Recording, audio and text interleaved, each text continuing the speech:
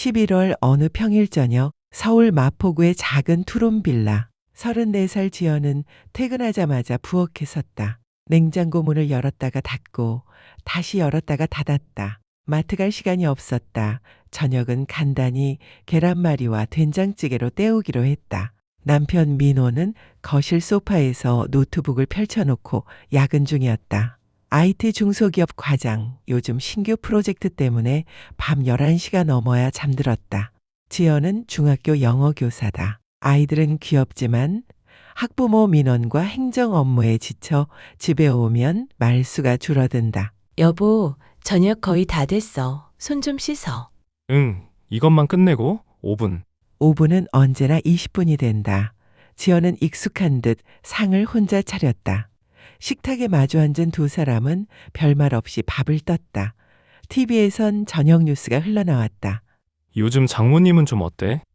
글쎄, 오늘 오후에 전화했는데 목소리가 또 안 좋더라. 병원은 다녀오셨대? 약만 타드신데 검사는 안 하시고. 지연의 친정엄마 68살 김정순. 5년 전 남편을 먼저 보내고 인천의 작은 반지하 방에서 혼자 산다. 당뇨 합병증으로 다리가 붓고 시력도 나빠졌지만 딸에게 부담 주기 싫어 병원도 제대로 안 간다. 지연은 한 달에 2번쯤 용돈을 보내지만 늘 마음이 무겁다. 친정엄마의 생활비가 얼마나 빠듯한지 알기 때문이다. 주말에 들러봐야겠다. 그래, 내가 운전할게. 민호는 착하다. 장모님을 불편해하지 않고 지연이 용돈 보낼 때도 뭐라 하지 않는다. 하지만 이 부부도 사정이 넉넉하진 않았다. 전세대출 원금 상환이 2년 뒤로 다가오고 있었고 아이를 낳으면 지연이 육아휴직을 해야 했다. 그러면 수입은 반토막이다. 그래서 지연은 친정엄마에게 더 많이 해드리지 못하는 자신이 늘 미안했다. 밤이 깊어지고 민호는 여전히 노트북을 두드리고 있었다. 지연은 설거지를 하며 창밖을 바라봤다. 11월의 밤하늘은 유난히 어두웠다. 엄마는 지금쯤 약을 드셨을까? 혼자 저녁을 드셨을까? 지연은 핸드폰을 꺼내 엄마에게 문자를 보냈다. 엄마, 약 드셨어요? 오늘 많이 춥네요. 따뜻하게 주무세요. 답장은 한참 뒤에 왔다. 응, 걱정 마. 잘 자라. 짧은 답장이었지만 지연은 마음이 조금 놓였다. 그로부터 사흘 뒤 토요일 오후, 지연은 민호와 함께 인천 친정을 찾았다. 손에는 마트에서 산 과일과 반찬이 든 비닐봉지가 들려 있었다. 어머, 왔니? 오는 길 힘들었지? 아니에요. 엄마 괜찮아요. 안녕하세요, 장모님. 그래, 왔어. 들어와, 들어와. 차 끓여줄게. 반지하 방은 낮에도 어두웠다. 형광등을 켜야 신문 글씨를 읽을 정도다. 정수는 부산하게 과일을 씻고 차를 끓였다. 지연은 엄마의 냉장고를 열어봤다. 김치통 하나, 계란 몇 개, 우유 한 팩. 가슴이 먹먹해졌다. 엄마, 밥은 제대로 드셔요? 그럼 잘 먹지. 혼자 있으니까 간단하게 먹는 거야. 지연은 엄마의 손을 잡았다. 거칠고 마른 손이었다. 언제부턴가 엄마의 손은 늘 차가웠다. 차를 마시며 한참을 이야기를 나눴다. 학교 이야기, 민호 회사 이야기, 별것 아닌 일상들. 하지만 정순의 기침소리가 계속 신경 쓰였다. 엄마, 기침이 왜 이래요? 감기약은 드셨어요? 응, 약국에서 사 먹었어. 괜찮아. 병원 가셔야 하는 거 아니에요? 에이, 괜찮아. 감기인데 뭐. 지연은 더 말하지 못했다. 엄마가 병원 가기 싫어한다는 걸 알기 때문이다. 잠시 후 정순이 화장실에 간 사이 민호는 거실 구석에 쌓인 서류 뭉치를 발견했다. 여보, 이거 뭐야? 뭔데? 민호가 집어든 건 사채업체 독촉장이었다. 날짜는 석 달 전 빨간 글씨로 최종 경고라고 적혀 있었다. 지연의 얼굴이 하얗게 질렸다. 엄마가 사채를? 그 순간 화장실에서 나온 정순과 눈이 마주쳤다. 아, 그거. 엄마, 이게 뭐예요? 사채를 왜 쓰신 거예요? 미안하다. 정순은 한참을 말을 잇지 못하다가 조용히 입을 열었다. 작년에 다리 수술했잖니. 그때 병원비가 좀 모자라서 너희한테 말하기 그래서 급한 대로 빌렸어. 조금만 쓰려고 했는데 이자가 이자가 너무 불어서. 그럼 우리한테 말을 하셨어야죠. 너희도 힘든 거 아는데 어떻게 말을 해. 괜찮아. 조금씩 갚아가고 있으니까.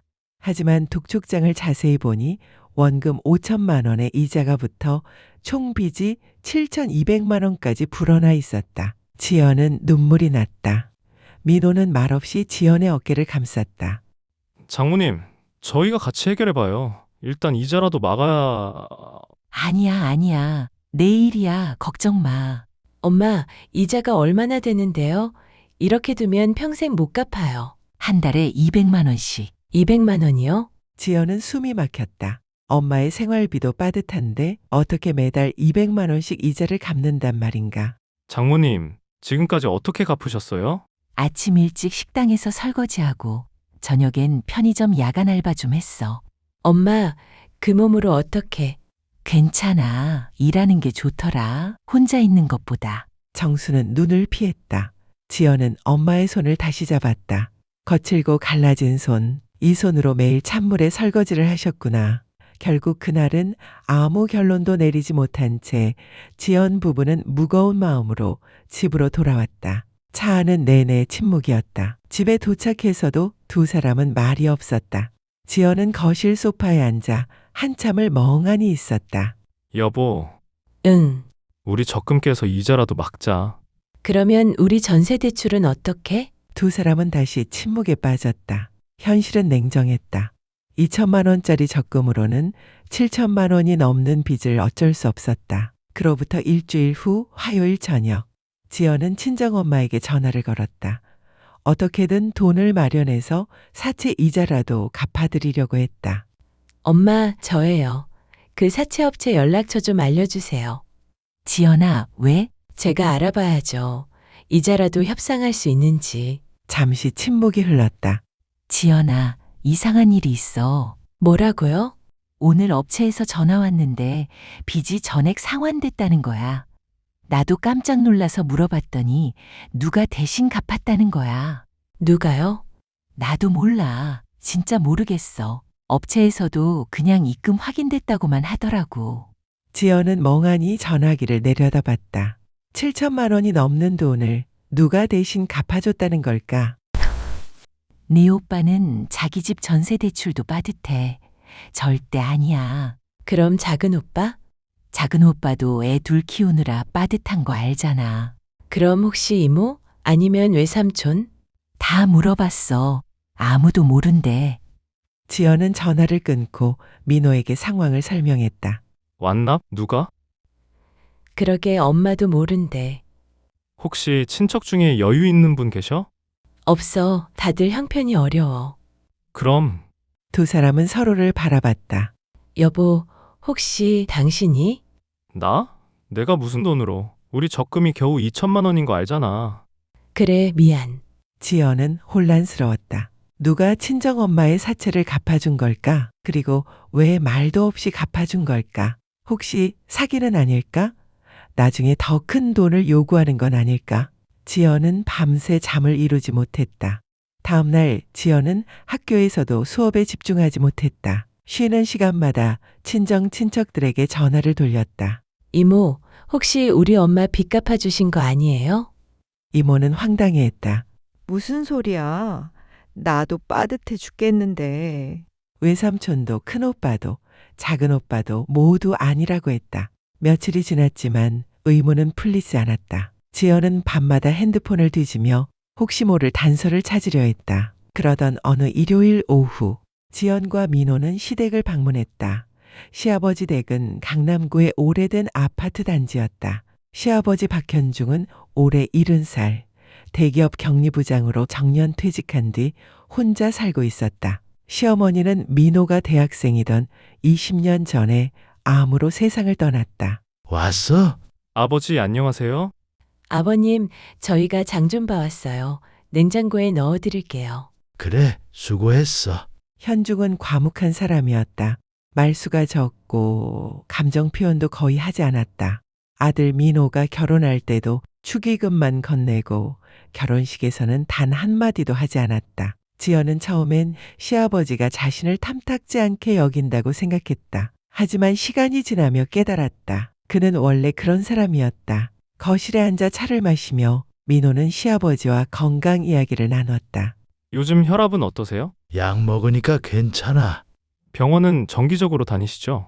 응, 한 달에 한 번씩. 요즘 입맛은 어때요? 밥은 잘 드시고? 먹고 싶은 거 해 먹어. 걱정 마. 대화는 늘 이렇게 짧았다. 잠시 후 지연은 부엌으로 가서 반찬을 정리했다. 냉장고를 열고 유통기한을 확인하고 상한 음식을 버렸다. 그러다 실수로 식탁 위에 놓인 서류 뭉치를 바닥에 떨어뜨렸다. 앗, 지연은 황급히 서류를 주었다. 은행 명세서, 건강검진 결과지, 공과금 고지서. 그런데 그중 한 장의 서류가 지연의 손을 멈추게 했다. 지연의 심장이 쿵 하고 내려앉는 소리. 그것은 사채업체 완납 영수증이었다. 날짜 11월 5일. 채무자 김정순. 총 상환액 7,200만 원. 지연의 손이 떨렸다. 이게 친정엄마 이름이잖아. 왜 시아버지 댁에 이 영수증이 있는 거지? 설마. 지연은 영수증을 다시 서류 더미 속에 끼워 넣고 조용히 거실로 돌아왔다. 민호와 시아버지는 여전히 TV를 보고 있었다. 지연은 시아버지의 옆모습을 지켜봤다. 평소와 다름없는 무표정한 얼굴. 하지만 지연의 머릿속은 복잡해졌다. 집으로 돌아오는 차 안. 지연은 말이 없었다. 왜 그래? 어디 아파? 아니, 오늘 말이 없네. 그냥 좀 피곤해. 지연은 거짓말을 했다. 사실은 계속 생각이 꼬리를 물었다. 왜 시아버지가 친정엄마의 사채를 갚으셨을까? 두 분이 아는 사이였나? 아니면 민호를 통해서 알게 되셨나? 하지만 민호는 시아버지께 친정엄마 이야기를 거의 하지 않았다. 혹시 다른 이유가 있는 건 아닐까? 지연은 불안했다. 인터넷에서 본 기사들이 머릿속을 스쳤다. 노인들을 상대로 한 보이스피싱, 사기. 아니야. 시아버지는 그런 분이 아니야. 하지만 7천만 원이라는 거금을 왜 말도 없이 갚으셨을까? 혹시 친정엄마와 무슨 관계가 있었던 건 아닐까? 생각하고 싶지 않아. 하지만 지연은 그날 밤 잠을 이루지 못했다. 옆에서 자고 있는 민호를 바라봤다. 말해야 할까? 아니면 혼자 확인해야 할까? 결국 지연은 혼자 확인하기로 했다. 다음 날 저녁 지연은 민호가 야근하는 틈을 타서 친정엄마에게 전화를 걸었다. 엄마, 저 물어볼 게 있는데. 그래, 뭔데? 엄마, 혹시 우리 시아버지 아세요? 시아버지? 내 시아버지 말하는 거야? 네. 결혼식 때 한 번 뵀지. 그 후론 거의 못 봤잖아. 그전에는요? 옛날에 아신 적 있으세요? 무슨 말이니? 지연은 직접적으로 물어보기가 조심스러웠다. 아니, 그냥 혹시 병원에서 일하실 때 시아버지를 만난 적이 있으셨나 해서요. 글쎄, 기억이 잘 안 나네. 옛날 일이잖아. 왜 그래? 아니에요. 그냥 궁금해서요. 정수는 기억하지 못했다. 병원에서 수많은 환자를 돌봤으니 기억할 리 없었다. 지연은 전화를 끊고 한숨을 내쉬었다. 그날 밤 민호가 퇴근하자 지연은 조심스럽게 물었다. 여보, 아버님께 우리 친정 이야기 한 적 있어? 친정? 별로 없는데? 왜? 아니, 그냥 혹시 우리 엄마 힘드시다는 이야기 같은 거. 결혼 전에 한 번? 장모님이 혼자 사시는데 건강이 안 좋으시다고 말씀드렸던 것 같은데. 그게 다야? 아버지는 관심도 없으셨어. 그냥 그래만 하시고. 지연은 더 이상 참을 수 없었다. 다음 날 지연은 결심했다. 시아버지를 직접 찾아뵙고 물어봐야겠다고. 목요일 오후 지연은 조퇴를 내고 시아버지 댁을 찾았다. 초인종을 누르자 문이 열렸다. 지연아, 무슨 일이야? 아버님, 잠깐 들어가도 될까요? 그래, 들어와. 거실에 마주 앉았다. 현중은 차를 끓이려 했지만 지연이 말렸다. 괜찮아요, 아버님. 저 말씀드릴 게 있어서요. 무슨 일인데? 지연은 심호흡을 했다. 저번에 왔을 때 제가 실수로 서류를 떨어뜨렸는데 그 안에 영수증이 있었어요. 저희 친정엄마 이름으로 된 사채 완납 영수증이요. 현중의 표정이 굳어졌다. 그랬구나. 아버님, 왜 그러신 거예요? 왜 우리 엄마 빚을 갚아주신 거예요? 현중은 한참 동안 말이 없었다. 창밖을 바라보던 그는 천천히 입을 열었다. 말하지 않으려고 했는데 네가 알아버렸으니 이제 말해야겠구나. 현중은 찻잔을 내려놓고 조용히 이야기를 시작했다. 지연아, 내가 25살 때였어. 지금으로부터 45년 전이지. 1980년 현중은 갓 입사한 회사원이었다. 창배 그때 나는 큰 수술을 받았어. 급성 맹장염이 터져서 복막염까지 왔었지. 그렇게 위험하셨어요? 응, 거의 죽을 뻔했어. 수술하고 한 달 넘게 입원했지. 현중의 부모님은 지방에 계셨고 형제들도 모두 멀리 떨어져 있었다. 혼자 서울에서 입원 생활을 했다. 그때 나를 돌봐준 사람이 한 명 있었어. 간호조무사였는데 네 친정엄마였어. 네? 김정순, 24살짜리 어린 아가씨였지. 당시 정수는 간호학원을 갓 졸업하고 대학병원에서 일하고 있었다. 나는 혼자 있는 환자였으니까 아마 불쌍해 보였을 거야. 내 엄마는 매일 내 병실에 들러서 물어봤어. 식사는 하셨어요? 소독은 잘 됐나요? 불편한 건 없으세요? 수술 후유증으로 열이 나던 어느 밤, 정수는 밤새 현중의 이마를 차가운 수건으로 닦아줬다. 퇴원하는 날 나는 내 엄마한테 고맙다고 인사했어. 돈을 드리려 했는데 받지 않더라고. 아니에요. 제가 할 일을 한 건데요. 건강하세요. 정말 고맙습니다. 평생 잊지 않겠습니다. 그 후 현중은 직장 생활에 복귀했고 2년 뒤 결혼했다. 정순도 몇 년 후 결혼해서 병원을 그만뒀다. 두 사람은 다시 만날 일이 없었다. 현중은 이야기를 이어갔다. 그러다가 몇 달 전이었어. 8월쯤. 현중은 정기검진을 받으러 병원에 갔다가 우연히 복도에서 정순을 발견했다. 정순은 기침하는 와중이라 정신이 없어서였는지 현중을 보지 못했다. 처음엔 몰라봤어. 45년이 지났으니까. 너희 결혼 때 한두 번 잠깐씩 뵈었을 때도 기억 못했는데 병원에서 만나니까 그 분위기에서 마주쳐 그런가 모르겠는데 네 엄마가 기침을 하는데 그 모습이 어딘가 익숙하더라고. 현중은 사돈이 민망해할까봐 끝내 아는 체를 하지 않고 한쪽 옆으로 피해 있었다. 내 엄마는 많이 야위셨더라.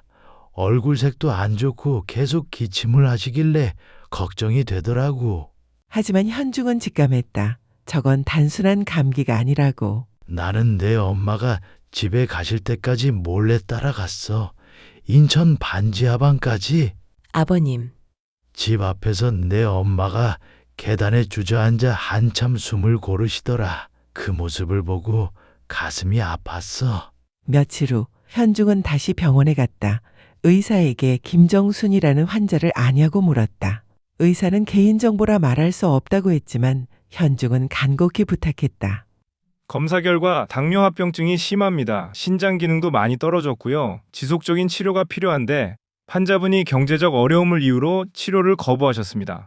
현중은 더 알아봤다. 우회적인 경로를 통해 정순이 사체 빚이 있다는 사실까지 알게 됐다. 그 빚 때문에 내 엄마가 치료를 포기하고 계셨어. 딸에게 부담 주기 싫어서. 나는 고민했어. 이걸 네게 말해야 하나? 민호한테 말해야 하나? 근데 그러면 네가 죄책감에 힘들어할 것 같았어. 그래서 현중은 혼자 결정했다. 정순의 사체를 갚아주기로. 하지만 아버님, 어떻게 그렇게 큰 돈을? 사채업체를 직접 찾아갔어. 업체 대표를 만나서 내 엄마 빚을 전액 현금으로 갚았지. 현금으로요? 창배.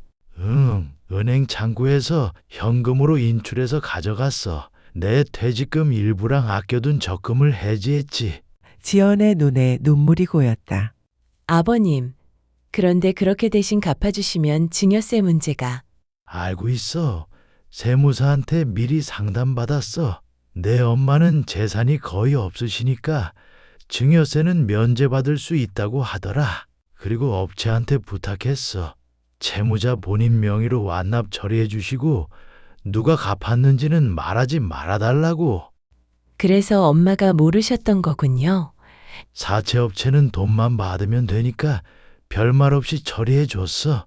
네 엄마한테는 그냥 완납 확인됐다는 연락만 갔을 거야. 지연은 이제야 이해했다. 왜 친정엄마가 누가 갚았는지 몰랐는지, 왜 시아버지가 말씀하지 않으셨는지. 아버님, 왜 우리한테 말씀도 안 하시고. 내게 말하면 죄책감에 괴로워할 거 아니냐. 민호한테 말하면 또 돈 마련하느라 부담 가질 거고. 하지만 아버님 노후 자금이. 나는 충분히 있어. 연금도 나오고 건강도 괜찮고. 현중은 창밖을 바라봤다. 지연아, 나는 45년 전에 내 엄마한테 생명을 빚었어. 그리고 너를 이렇게 예쁘게 키워서 내 며느리로 보내주셨잖아. 하지만 그건 엄마의 직업이었을 뿐이에요. 그냥 일을 하신 거라고요. 아니야, 그게 아니었어. 현중은 천천히 말을 이어갔다. 나는 그때 정말 외로웠어. 혼자 서울에서 죽을 뻔한 수술을 받고 아무도 없이 병실에 누워 있었지. 부모님도 오시지 못했고 친구들도 바빴어. 근데 내 엄마는 매일 와서 물어봤어. 진심으로 괜찮으세요? 도와드릴 게 있나요?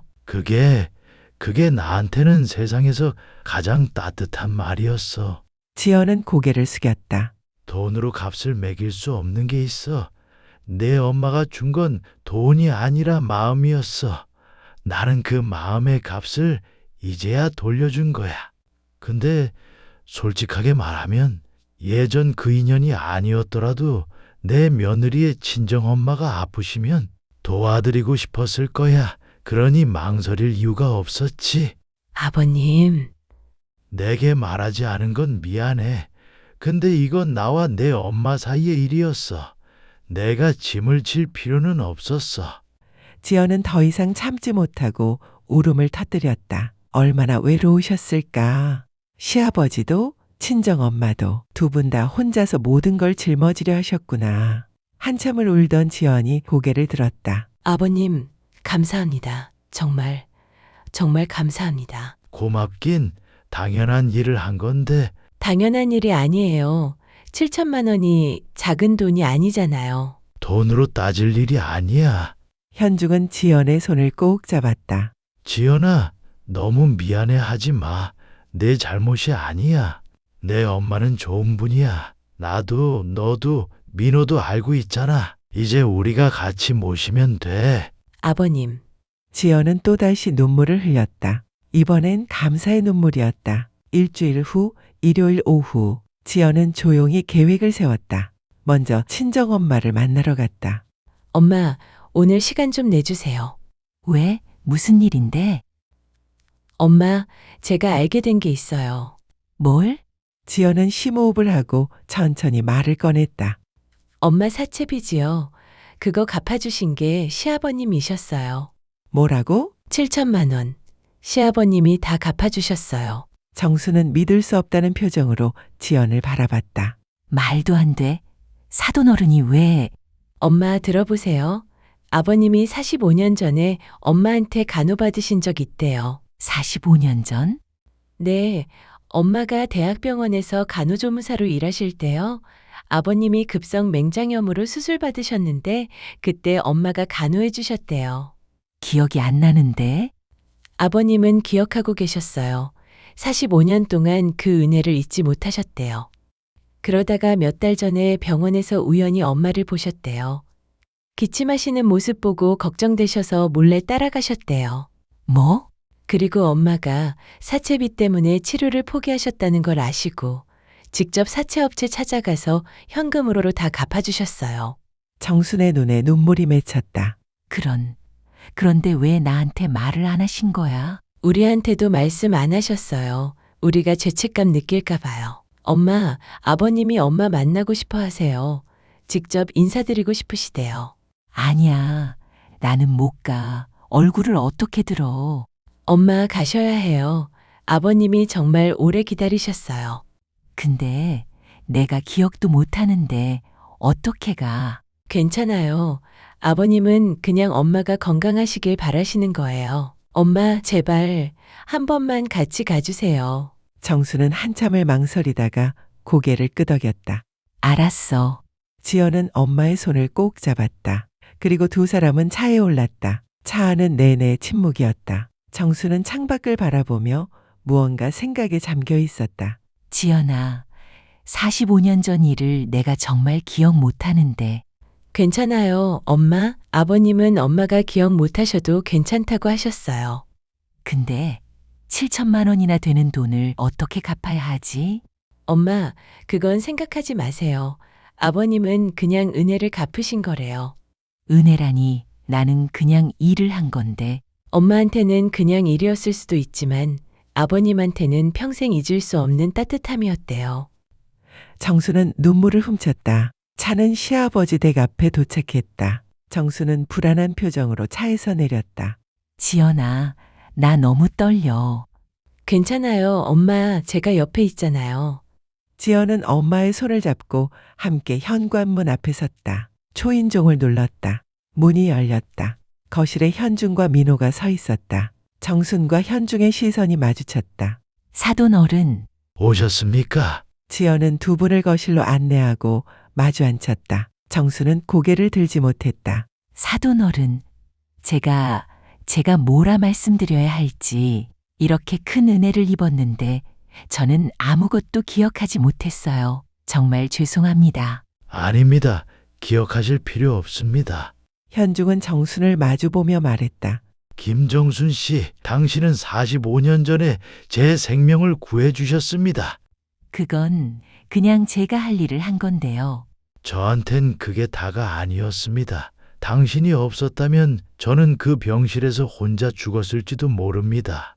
현중의 목소리가 떨렸다. 그 은혜를 평생 갚고 싶었습니다. 이제야 조금이라도 돌려드릴 수 있어서 다행입니다. 저 같은 사람에게 왜 이런 은혜를... 은혜는 제가 받은 겁니다. 두 사람은 서로를 바라보며 조용히 눈물을 흘렀다. 지연도 옆에 서 있던 민호도 같이 눈물을 닦았다. 잠시 침묵이 흘렀다. 현중이 먼저 입을 열었다. 정순 씨, 이제 건강 좀 챙기십시오. 치료 잘 받으시고. 네, 정말 감사합니다. 감사는요, 당연한 일인데. 정수는 고개를 들었다. 눈가에 눈물이 맺혀 있었다. 사돈 어른, 제가 이제야 조금 기억나는 것 같아요. 병원에서 혼자 계시던 젊은 환자분. 기억 안 나셔도 괜찮습니다. 아니에요. 참 예의 바른 분이셨어요. 퇴원하실 때 꽃다발을 주려고 하셨는데 제가 샤양했었죠. 그랬습니다. 그분이 사돈 어른이셨구나. 두 노인은 45년 만에 서로를 알아봤다. 그날 이후 온 가족이 함께 정순의 치료를 돕기 시작했다. 현중은 운전을 해드리겠다는 핑계로 정순의 병원 동행을 자처했고 지연 부부는 주말마다 친정과 시댁을 오갔다. 정수는 규칙적인 치료를 받으며 건강이 조금씩 나아졌다. 한 달 후 정순의 얼굴에 혈색이 돌기 시작했다. 기침도 많이 줄었고 걸을 때도 한결 가벼워 보였다. 어느 가을 저녁 네 사람은 함께 저녁 식사를 했다. 장모님 이거 드셔보세요. 고기 부드럽게 구웠어요. 그래, 고맙다. 요즘 얼굴색이 좋아지셨습니다. 다 사돈 어른 덕분이에요. 무슨 말씀을? 정순 씨가 건강 잘 챙기신 덕분이죠. 요즘은 약도 잘 먹고 병원도 잘 다녀요. 예전엔 병원 가기가 그렇게 싫었는데. 그럼 다행입니다. 식사를 마치고 현중과 정수는 베란다에 나란히 서서 석양을 바라봤다. 날씨가 좋네요. 그러게요. 가을이 참 예쁩니다. 건강하십시오. 사돈 어른도요. 다음 주 병원 가실 때 제가 또 모시러 갈게요. 아이고, 번거롭게. 아닙니다. 저도 검진 받을 겸 같이 가는 거니까. 두 사람은 더 이상 말하지 않았다. 그저 함께 노을을 바라보는 것만으로도 충분했다. 거실에서 지연은 그 모습을 지켜보며 남편의 손을 꼭 잡았다. 고마워. 내가 뭘... 당신 아버님이 이렇게 따뜻한 분인 줄 몰랐어. 나도 요즘 들어 처음 알았어. 우리도 나중에 저런 부모 되어야겠다. 그러게. 아무 말 없이 도와주는 부모. 지연은 생각했다. 가족은 피로만 이어지는 게 아니구나. 때로는 마음으로 이어질 때 더 단단해지는구나. 겨울이 왔다. 정수는 이제 매주 현중과 함께 산책을 한다. 두 노인은 느린 걸음으로 공원을 걷는다. 지연 부부는 그 뒤를 천천히 따라간다. 우리는 평생 은혜를 잊지 못하면서도 정작 말로 표현하는 데는 서툽니다. 시아버지는 45년 동안 그 마음을 품고 계셨고 친정엄마는 평생 누군가를 따뜻하게 대했습니다. 그 마음들이 쌓이고 쌓여 결국 우리를 가족으로 만들었습니다. 가족은 피로 이어지기도 하지만 때로는 마음으로 이어질 때 더 단단해집니다. 누군가를 도울 수 있는 용기. 그게 우리를 가족으로 만들었습니다. 공원 벤치에 앉은 현중과 정순. 두 사람은 나란히 앞을 바라본다. 사돈 어른 정말 고맙습니다. 아닙니다. 제가 고맙습니다. 멀리서 지연이 두 사람을 바라본다. 그녀의 눈가에 미소가 번진다. 어쩌면 가장 값진 건 숨겨진 마음인지도 모릅니다. 오늘 이야기는 여기까지입니다. 조곤조곤 스토리 채널은 잔잔하지만 오래 남는 가족 스토리, 따뜻한 휴먼 드라마를 전합니다.